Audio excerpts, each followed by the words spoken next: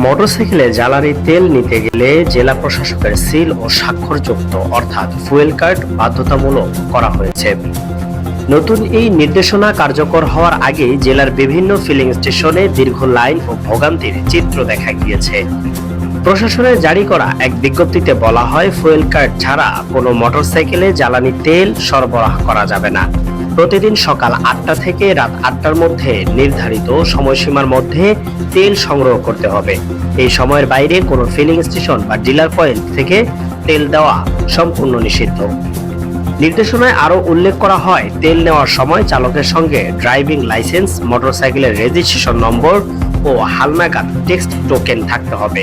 একই সঙ্গে হেলমেট পরিধান বাধ্যতামূলক করা হয়েছে। ফুয়েল কার্ড সংগ্রহ করা যাবে জেলা প্রশাসকের কার্যালয়, সংশ্লিষ্ট উপজেলা নির্বাহী কর্মকর্তার ইউনো অফিস এবং জেলা প্রশাসনের ওয়েবসাইট থেকে।